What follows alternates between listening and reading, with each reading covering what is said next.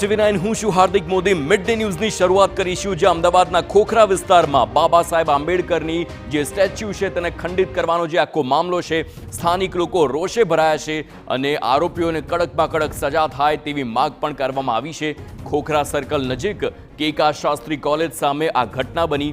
અમરાઈવાડીના નગરસેવક સહિતના લોકો પણ સ્થળ પર પહોંચ્યા છે અને સ્થાનિકોએ ઉગ્ર વિરોધ નોંધાવી આરોપીને પકડવાની પણ માંગ કરી છે। प्रतिमा खंडित करनारने पकड़ीने वरघोड़ो काढवानी माग करवामां आवी छे।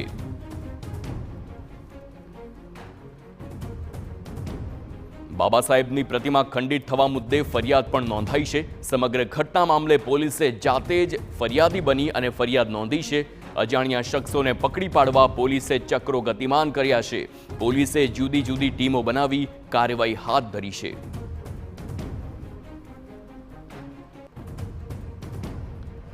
ક્યાંક ને ક્યાંક અમદાવાદ શહેરની શાંતિપ્રિય જનતાને દોહળવા માટેનો શાંતિ દોહળવાનો એક હિન્ન પ્રયાસ અહીંના કોઈ અસામાજિક તત્વો દ્વારા થયો છે। અમારી આ સંગઠન દ્વારા અને સમાજ દ્વારા માંગણી છે કે જે તત્વોએ આ હિન્ન કૃત્ય કર્યું છે એની તાત્કાલિક ધરપકડ કરવામાં આવે। પોલીસ પોતે ફરિયાદી બને અને એનો વરઘોડો ગૃહમંત્રી જે પ્રમાણે શોખ છે વિધર્મીઓના વરઘોડા કાઢવાનો, તો બાબા સાહેબ આંબેડકરના મૂર્તિને ખંડિત કરવાના જે અસામાજિક તત્વો એનો પણ અહીંથી વરઘોડો નીકળે એવી મારી આપણા મીડિયાના માધ્યમ દ્વારા ગૃહમંત્રીને મારી ચેલેન્જ છે। જ્યાં સુધી અમને ન્યાય નહીં મળે બાબા સાહેબ આંબેડકરની મૂર્તિને જે રીતે ખંડિત કરવામાં આવી છે અને ત્યાં સુધી અહીંયા અમને પ્રત્યારોપણ નહીં કરી આપવામાં આવે, આંબેડકરની મૂર્તિને પાછું માન સન્માનની સાથે અહીંયા એમને ફરીથી અમારી જે જગ્યાએ મૂર્તિ હતી એ જગ્યા પર મૂર્તિને ફરીથી પ્રસ્થાપિત કરવામાં નહીં આવે ત્યાં સુધી અમારી આ માંગ અને અમારી આ લડત ચાલુ રહેશે અહીંયા આ રીતે। અને અમે જરૂર પડશે તો આગળ અમે કમિશનર કચેરી સુધી જઈશું, પોલીસ સ્ટેશનનો ઘેરાવો કરીશું, રસ્તા રોકો આંદોલન કરીશું। દેશના બંધારણના નેતા કહેવાય જે વિશ્વ વિભૂતિ છે, દેશ આખામાં જેમનું નામ છે, વિશ્વમાં આખા જેમનું નામ છે, તેમની મૂર્તિને ખંડિત કરવું એ સમગ્ર દલિત સમાજ નહીં પરંતુ 140 કરોડ દેશવાસીઓનું પણ અપમાન છે। જે બી વ્યક્તિઓએ આ કૃત્ય કર્યું હોય તેમનો જાહેરમાં વરઘોડો નીકળવો જોઈએ। જે જયંતિલાલ વકીલની ચાલી આગળ બાબા સાહેબ આંબેડકરની મૂર્તિને જે નુકસાન કરવામાં આવેલું છે તે બાબતે પોલીસ તરફે ફરિયાદ દાખલ કરવામાં આવેલી છે। હાલમાં અજાણ્યા માણસો વિરુદ્ધ ફરિયાદ દાખલ કરવામાં આવેલી છે। અમારા ઝોનની અલગ અલગ ટીમો, ડિસ્ટાફની, એલસીબીની ટીમો લાગેલી છે અને થોડું ટૂંક જ સમયમાં આરોપીની ધરપકડ કરવામાં આવશે। આજે કેટલાક અસામાજિક તત્વો દ્વારા આપણા બધાના દેશનું ગૌરવ કહી શકાય અને બંધારણના ઘડવૈયા જેમણે નવા ભારતને નવું સ્વરૂપ આવ્યું એવા બાબા સાહેબ આંબેડકરની પ્રતિમાનું ખંડન કરવામાં આવ્યું છે। આ ખૂબ જ નિંદનીય અને દુઃખદ ઘટના છે। અમે બધા જ આનો સ્પષ્ટ શબ્દોમાં અને સખત શબ્દોમાં વખોડીએ છીએ, વિરોધ કરીએ છીએ।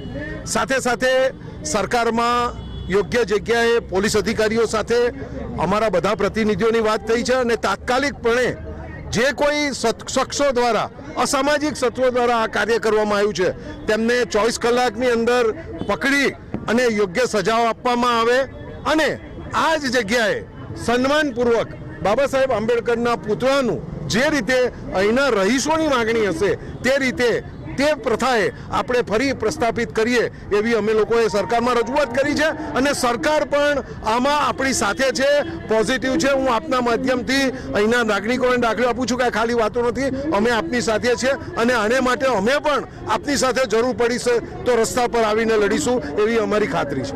જો આ કોઈ પાર્ટીનો વિષય નથી, બાબા સાહેબ આંબેડકર આપણા બધાના છે, બધા સમાજના છે, બધા પાર્ટીઓના છે। એ લોકોએ જે કંઈ પણ વાત કરી હશે તે ડૉક્ટર બાબા સાહેબ આંબેડકરની તરફેમાં જ કરી હશે અને આપણે બધાએ ભેગા થઈ, બધી પાર્ટીઓ ભેગા થઈને બાબા સાહેબનું સન્માન જળવાય એવા પ્રયત્નો કરવા જોઈએ। આ સમયની અને આ વખતની એ જ માગ છે એવું માનું છું।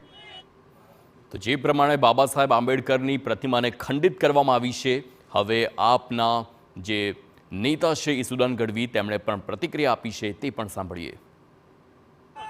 ત્યારે બાબા સાહેબને મૂર્તિને ખંડિત કરનાર જે પણ આરોપીઓ એ ભાજપના રાજમાં આવી ઘટનાઓ ઘટી રહી છે, દુઃખદ છે।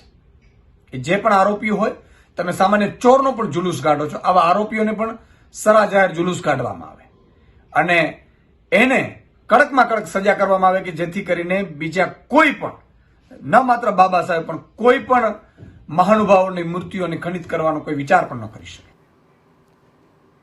હવે વાત સાબરકાંઠાની।